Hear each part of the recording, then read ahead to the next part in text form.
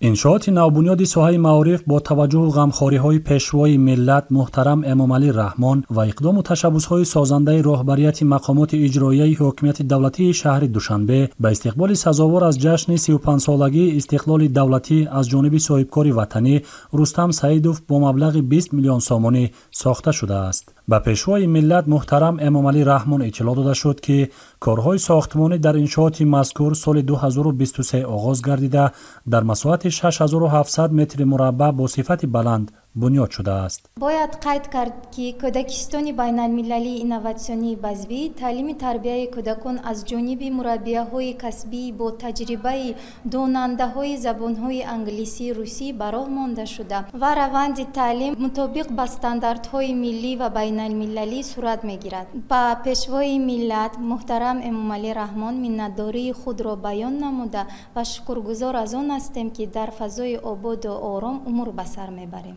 مؤسسه تازه بنیاد از دو بینای 4 آشیانه و تهخانه عبارت است و در آن برای انکشاف ذهنی کودکان و بازی‌های گوناگون شوق‌آور شرایط خوب تعلیم فراهم آورده شده برای 600 کودک پیش‌بینی گردیده است. به سرور دولت محترم امامعلی رحمان اطلاع دادند که مؤسسه تحصیلات تا مکتبی خصوصی اینواسیونی بسبی با مقصد تطبیق روندهای اینواسیونی و استفاده همه‌جانبه امکانیت تکنولوژی‌های رقمی در اقتصادیات در دوره اعلان گردیدن سالهای رشد اقتصادی رقمی و اینواسیا 2025-2030 در تاجیکستان روی کار آمده است.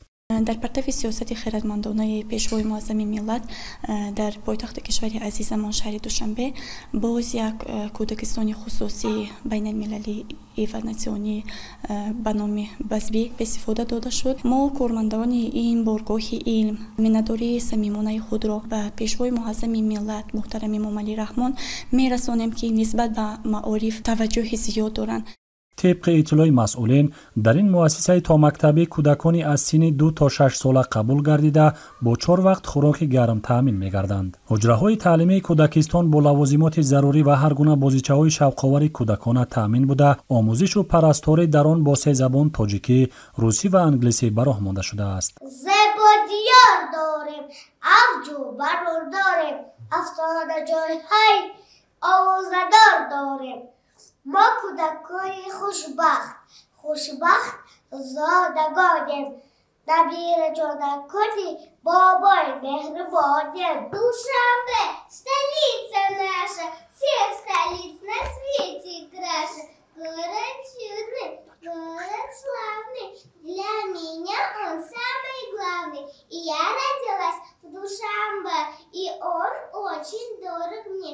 Моя столица, радостные лица, у моей столицы нет границ. The house on which we live, love make, friends and sing. Where is my friends live?